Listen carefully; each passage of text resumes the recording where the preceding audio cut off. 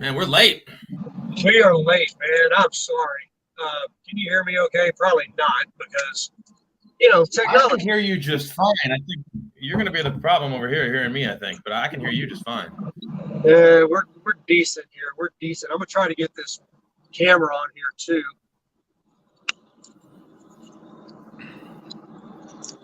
Does that open up? So, can you see my buddy over here? Yeah. How's it going, brother? Sweet, man. Guys, Chris Beshek, technical difficulty master, Beshek Properties. And over here, that handsome fellow is Jeff Hendricks. Jeff Hendricks is another realtor, works with me out in Springs. And that other handsome guy over there, the bald one, that's Stephen Babcock, CMG mortgage guru. And it's After Hours Real Estate. What's up? Man, I am drinking a Yingling. Ying-a-lang. Dude, I'm glad. So here, let me show you what I'm drinking. That was a joke. I was going to say, I hope you don't actually show me something. Yeah. So that's fine. I'll drink for both of us. I've got an extra. So, There you go. Yeah. Wait a minute. You're not drinking the non-alcoholic anymore. Explain that. My wife had her very first closing in something like 6 years. And, we've got our special needs kiddo, like most of y'all know, and I know you know, right? But it's kept her away from it. And she and I were celebrating over the weekend, which ironically enough, the city has failed the inspection like 3 times. The first time it was because the number wasn't outside of the house. The second time was they didn't screw in the faucet tight enough or something like that. And then we find out that the city's been there 3 times and they failed it 3 times for different items each time, right? Like tell us all of them the one time. And then we find out that they've had some vendetta against them because they put some kind of art something on there. And I don't know. Anyways, politics as usual in Austin, Texas. Hey, but as long as it closed, come on, brother. Yeah, we just need some fun details. But yeah, anyways, we celebrated that. So I have real beer, and I will go back to boring non-alcoholic beer soon. So tell me this. One of the reasons you went to non-alcoholic, you were trying to drop a little weight. How'd that go? Well, it doesn't really work with the non-alcoholic, but what I was trying to do was to not continuously drink all night, right? So I figured if I had like 1 or 2, then I'd be fine, as opposed to like 5 or 6 every night, right? So, that was the first step. Then I had a friend that told me about some cherry whiskey from Michigan, where I'm from. That's right. I had some of that, and I've discovered that with whiskey, I drink maybe 2 glasses a night. With beer, it's like water for me. I can drink it so quickly. So I think I might switch over to whiskey. You are preaching to the choir right now, man. Yeah, that might do me some good. But ever since I turned 21, I just drink too much beer. It's nothing else. The wine, I don't drink too much wine. I don't drink too much whiskey. It's just beer, man. You give me beer, and I can suck that down any day of the week. I did just say that, didn't I? Yeah. All right. Well, details. So it could be worse. I mean, always. How's your real estate going? Do what? Well, what were you going to say first? I was just going to say it could be worse because this guy over here brews his own beer. I do. We'll need to have you over, bud. Brother, I'd love that, and that would be a valuable skill in the zombie apocalypse to come. So, yes, it will. Yeah. Because you know what people will always pay for? Eggs and alcohol. Just not mixed together. But details, right? Details. So, how's real estate then, y'all? Both y'all. Well, you want to go first? You may have to talk a little louder than you normally do. Oh, yeah. Things are good. Got a couple of buyers under contract and looking for more. Okay. All right. Jeff's a man of a lot of words. Yeah, clearly. Thank you, Jeff. You got it. That's actually though, Jeff. You're congratulations, brother. That's great. Thank you. Yeah, good. How about you, Chris? Well, much like you and I have talked about for the last 8 months. If people are waiting for the housing market in Austin to suddenly crash, it ain't friggin' happening.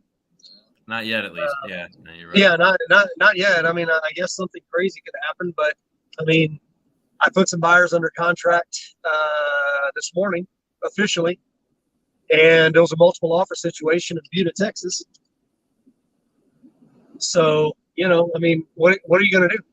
There's multiple offer situations going on. That's what we're dealing with. Yeah. How did you win that deal? Did you do anything special? Because I had a badass lender. Oh, you did? I did. What happened with that? Why don't you tell people how you won that deal for me? It's really funny. Yeah, I was like, "Oh, you went in a contract this for you. That's great." Yeah. So we happened to, you know, Chris gives my name out, but he also gives a couple other names out. And as of Friday, the clients that he was working with had narrowed down between me and one other lender.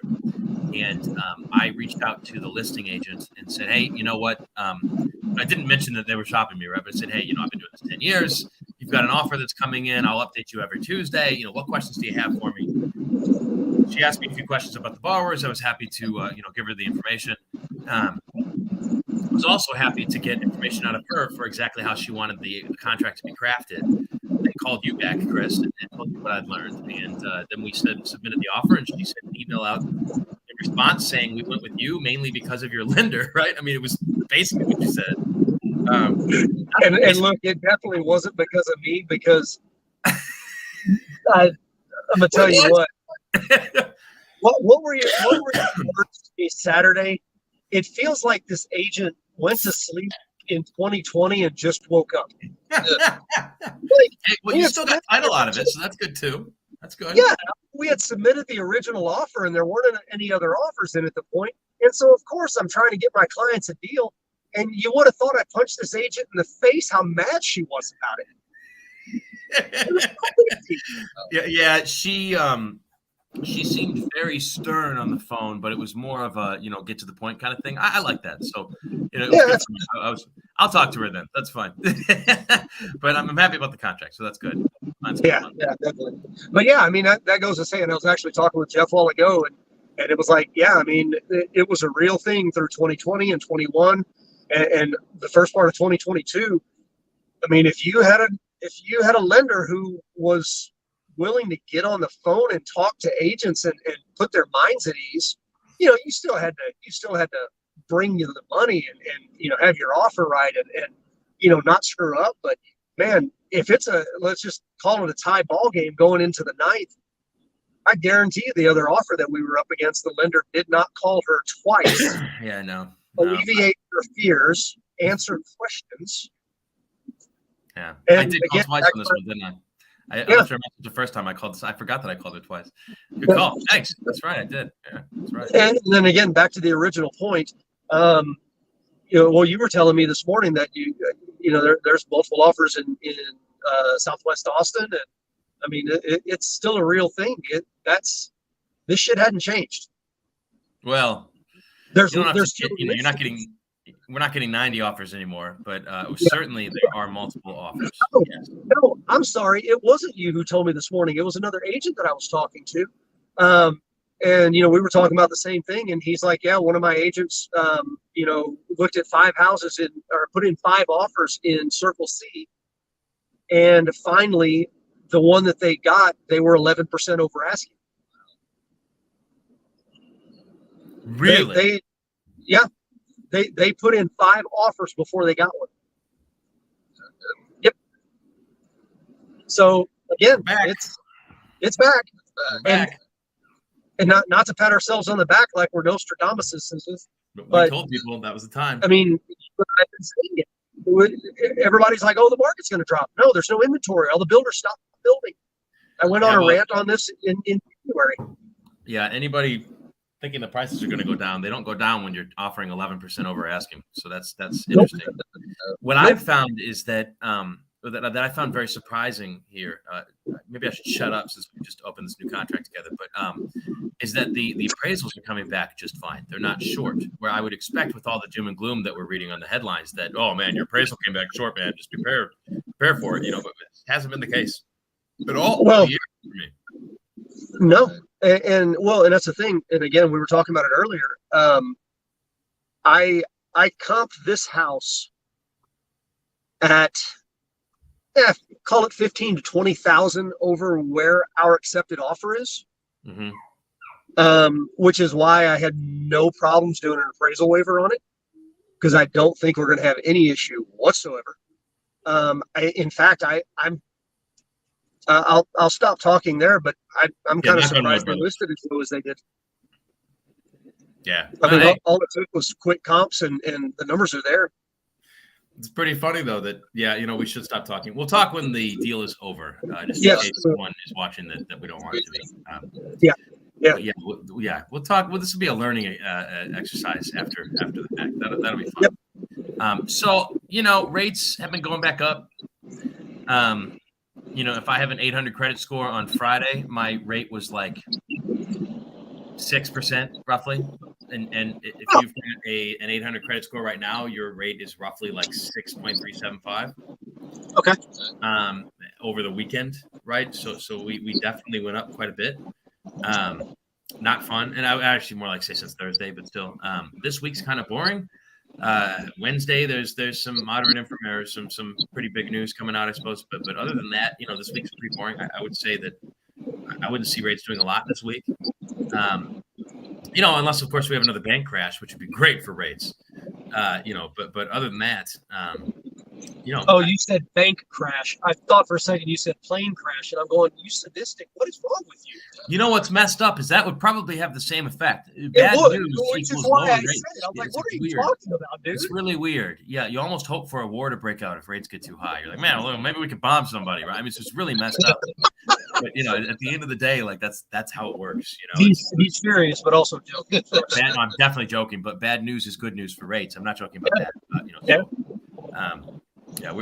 I often joke we're the only people, lenders are the only people where the average Joe is coming home from work like, man, I lost everything in the crash today, and the rates and lenders are going home like, man, who can I refinance? This is awesome. You know what I mean? It's a completely different way of thinking for a lender. Yeah. Oh man. And I'm going to remind everybody. I see my buddy Dustin Lloyd popped on. Dustin's a buddy of mine, realtor up in the heartland. But if you've got comments, pop them on. I can't see them. Steven can. And, if you got questions or thoughts, if you want to say we're idiots, that's fine too. You're not going to offend me. Fair.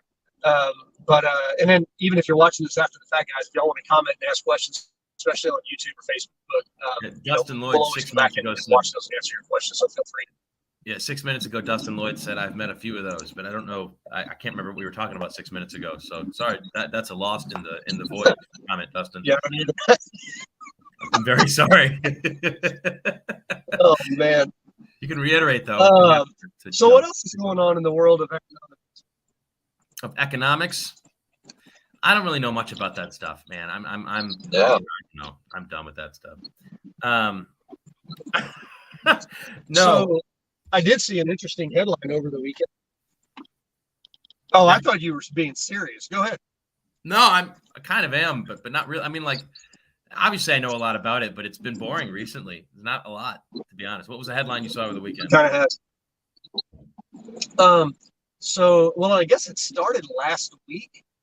I don't know. Did you see that some whistleblower released some Pentagon documents about the Ukraine war? Yeah, some 21-year-old kid who's going to regret that decision for the rest of his life. Yeah, he is. But you know what? I mean, at the end of the day, can I call the kid a patriot? Because I don't know. I don't know enough about it. I mean, he shouldn't have done what he did, but he saw something that was wrong, and he called it out. He should have met Edward Snowden first and moved in with the guy. You know what I mean? You didn't hear any of that. Damn it! I'm losing you. He should have called Edward Snowden first before he released that crap, and gotten a step-by-step of what to do before he. Yeah. Mr. Snowden probably would have had some thoughts on that. Mm-hmm. But yeah, no, that the fact that evidently, and this is Pentagon documents, that we actually have troops on the ground in the Ukraine. That's interesting. I mean, didn't you and I joke about how we definitely had troops on the ground like a year ago? Oh yeah, we did. There's no doubt we did. But now, it's out there. And then couple that with CIA documents saying that, oh, shocker, a lot of the money that we're sending over for aid is getting skimmed off the top by, diplomats. No shit. Yeah. So, yeah, I mean, normal economic news, right? Man, the older I get, the more I realize we're not the only ones going through these things, It's a global thing, man. Name me one government anywhere in history, anywhere in the world that didn't waste money when they were given the money, or didn't have some kind of corruption somewhere, So I used to get really worked up over it when I was younger, and now that I'm older, it's just like, yeah, they lost some of it. Wish they would go to me, It's gonna go somewhere. I'm almost like dead to the whole idea. I don't know if that makes sense, but it's dead to me. Those politics. No, I get it. I get it. I did send you a very funny picture that I'm not going to talk about on the show today, but I do like those politics a little bit. That was just that was very cool. That was very cool. Yeah, but moving on. I'll tell you, I like to make fun of things. I don't really like to get angry with them these days. That's where I go with politics. That's really what I mean. But rates are boring, man. They got about as good as they're going to get for the short term about a month ago. And okay, so we hit up here. We kind of played around with it. We hit up here again. Okay, you hit twice. The third time you either go up or you go down. And okay, well, we hit once, we hit twice, and the third time we went down. So, okay, great. So now we're down a little bit. So we're just kind of playing teeter-totter, and it's boring. It's really, not that I want it to be exciting. Boring rates are great. We know what's going on, right? No surprises. But, for the most part, I don't see things getting much better unless we get some bad news, unfortunately. Well, but let me ask you the converse of that. Do you see things getting much worse anytime soon? No, fortunately, I do not. And Trent Jackson says we need a stretch of boring. And yes, I would be so happy with a boring bond market. Oh my God, bonds are not supposed to be exciting. They are supposed to be old man boring stuff. Get out your cane and walker, and we'll get there when we get there. That is a bond. And recently they've been like, get on the roller coaster and seatbelts are optional, So yeah. And in case y'all don't know, Trent's another really damn good lender here in the Austin area. Trent, by the way, I saw the other day your emails are bouncing to my spam. I don't know why. So just heads up. So, I really don't have much else to talk about though, because it's boring. There's not much going on, Well, see, that's why I tried to kind of egg you on with a little bit of a war discussion. I figured maybe something. You did. Okay. You tried. You definitely tried. Man, my issues today are that all my old technology that I spent all this money on doesn't work with the new technology that I have. And I know it's called planned obsolescence, brother. Yeah, but like we're talking like a 5.1 Bose surround sound system I got in 2013, 10 years ago, that no longer works with my PC, and 5.1 surround sound only works in stereo because everything's too new, and it won't sync up, and it's stuff like that just drives me crazy. That stuff does make me really angry. You know what I mean? But other than that, nothing, man. Like, today I'm just kind of blah. There's nothing going on. It's nothing. Banks were failing. The world was crashing, and all of a sudden, they're like, "Oh, we got it. Everything's fine. Nothing to see here." And there really wasn't. There was nothing to see here after that. And it's. We'll see. I'm sure there'll be another bank fail here pretty soon. Even Warren Buffett says the bank failures are not over, right? And that guy knows a lot more than me. At least I think. Yeah. Well, that's an interesting point because in your video that you sent out on Friday, you were talking about. There's some banks posting record profits. Those are obviously not going to be the ones. Okay, and that's where I was going. Those aren't going to be the ones that are going to be going under. So talk on that a little bit. Yeah, it's almost infuriating because you hear and you see numbers that tell you those banks are in serious trouble, and then they post record profits, and you're like, why am I looking at these numbers in the first place? That are so far off. And that I think would probably be the theme of 2023 so far, maybe late 2022, is show me the numbers. Please now show me the correct numbers, right? We just keep getting shown these numbers that are not correct, and they're not correct by not a little bit, but it's by a lot of it. And then there's still discrepancies that we still haven't made up for in months. I think we're going to look back on this decade in 10 years or so and have a very different view of what we're seeing today. I would be surprised if we didn't.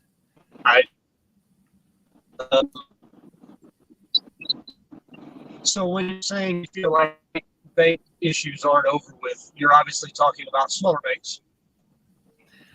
Yeah. I'll tell you, though, I still think the big banks are in trouble.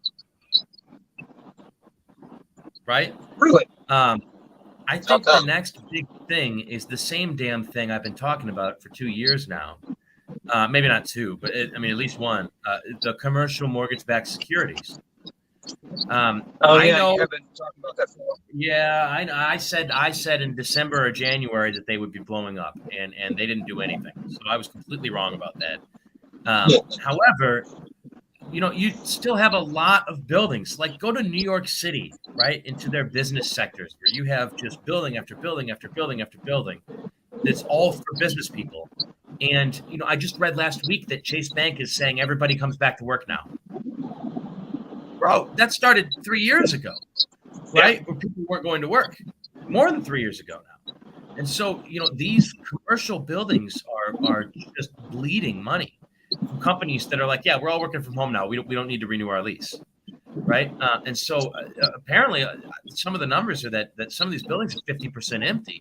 A lot of them are 50% empty in New York City. Okay, well, you have these things called commercial mortgage-backed securities, which is a big pile of loans on these commercial properties.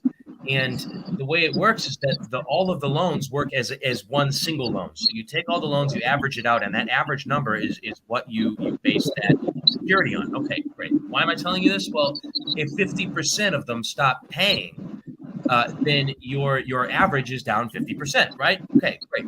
Well, if the average of a commercial mortgage-backed security drops low enough, the entire portfolio is called due, which means we no longer want to have a loan on this. You have to pay us the cash value of what you owe and settle us, right? Like a normal person would be told, you must now pay back your mortgage. You owe $350,000 to us over the next 22 years remaining, but we want that money right now. So you have 30 days to pay us back, or we're going to be taking the house from you. You can also sell the house if you'd like.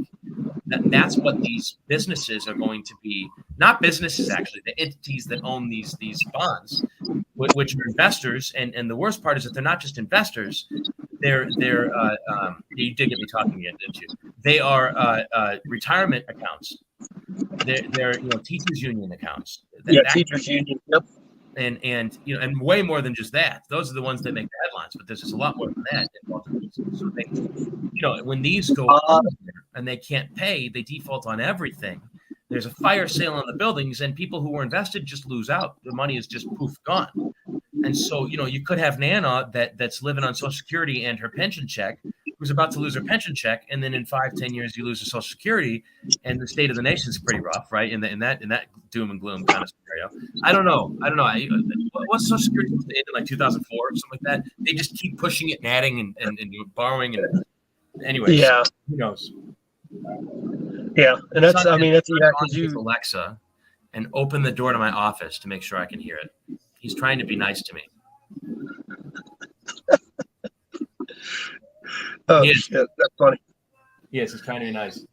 Hey, Widow, can you close the door, please? Thank you very much. And that's what you're saying, and that's the kind of the funny part of it. Not funny, haha, funny, odd. Yeah, and nobody's talking about it. Like, I hear something about commercial securities maybe every other week. Like, there's not much out there about it. But when people start realizing how many 401ks are wrapped up in it, IRAs, and again, like you're saying, index funds and teacher funds and retirement funds and pensions and all this other stuff, yeah, it gets pretty scary pretty damn fast. Dude, mark my words, the next Enron that you will be hearing about is BlackRock. You've been beating that drum for 2 years, man. Dude, I don't make a lot of solid predictions, and them I've been talking about in like, have you read the headlines? But I'm telling you right now, they're done. They're going under. They are going under. They are doing things that are, if you add all of them up, they're in serious trouble. I mean, that reminds me, I actually need to contact my money manager and see if we still have exposure there. Yeah, anybody in an FDIC protected account up to $250,000 is going to be fine. I suspect that if this worst comes to pass, right, that anybody above that will be fine as well, maybe up to like 2 million or something like that. But investors and big institutions are going to take a hit, I think, on this next one. The recession's coming. We hit an inverse yield curve, which is the number one predictor for it. And you hit it with time, and there's something like an 87% chance you're going to hit a recession. Well, we hit it 3 times in like a 4-month period of time. We're going to hit a recession. It's almost, like, imagine having a dice, and I tell you, you're going to win 1 out of every 87 times, and you get to roll it 3 times. What are the chances you don't win rolling that dice? Not good. I can't remember how to do statistics exactly, but you give me an 87 chance 3 times in a row, and your overall chance is way higher than 87%. Right? You basically win that spin. And, the banks don't just fail. You know what I mean? It doesn't just happen. Things have to kind of roll downhill for that to happen. So it's going to get worse before it gets better. But this is kind of like this really boring calm. Where not much is really happening. It's like business as usual, but there's a storm coming. It's like the 4 o'clock hour before work gets out, and you need to go get water before the hurricane hits. Right? Yep. Everybody's going to rush the store, but we're not really sure if the hurricane's going to hit yet, and the prediction will come at 5. Right? That's kind of how I feel it is right now at 4 o'clock. We're at 4 o'clock. We're 4 o'clock. There's still stuff on the shelves at the grocery store, but I don't know. There are big moves coming. I remember I even told you this, but last month I'm like, the charts are telling me there's something big happening. It's coming. Within a month or 2, I can't tell you when. It's coming. It's all aligning. I just don't know where it's going to go, but it's not looking good. That's for sure. But hey, man, markets crash, rates will go up. So I'm sorry, rates will go down. Right. Hey, great, good for our industry. Hey.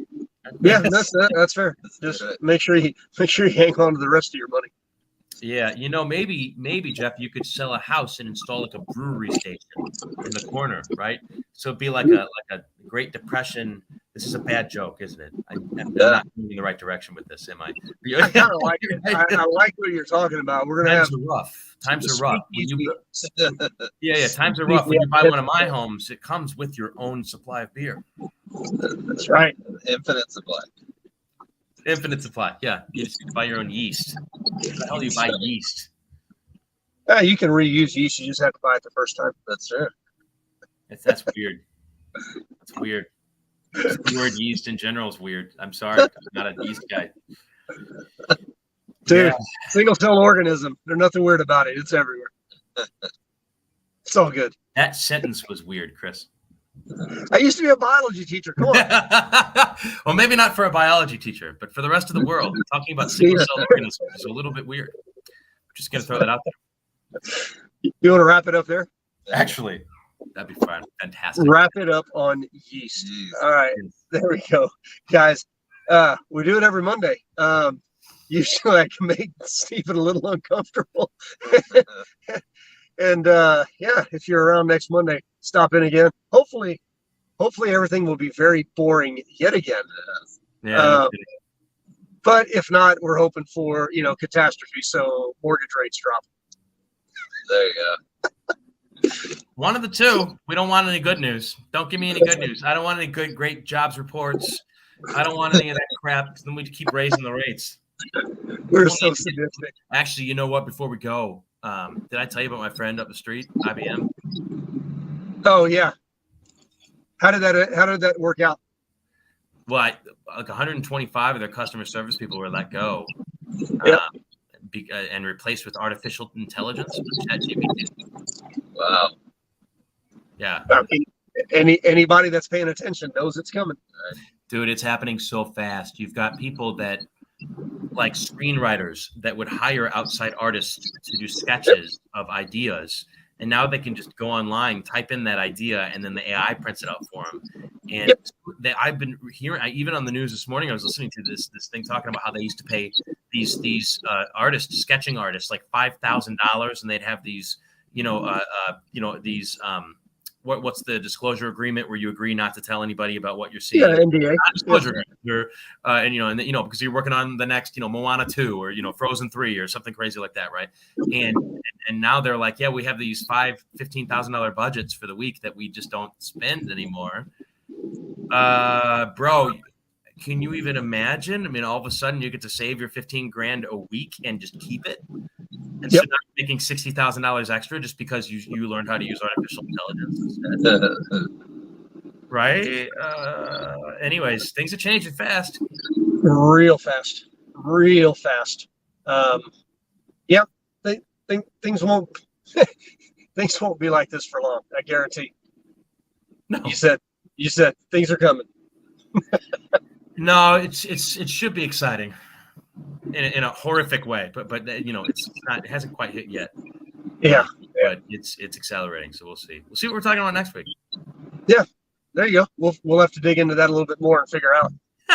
Great show this week, man. Great show. It's my fault. Dude, you better watch it. Eventually, I'm going to go to some AI and have them do an intro song, and I'm not even going to need you anymore. That's bullshit.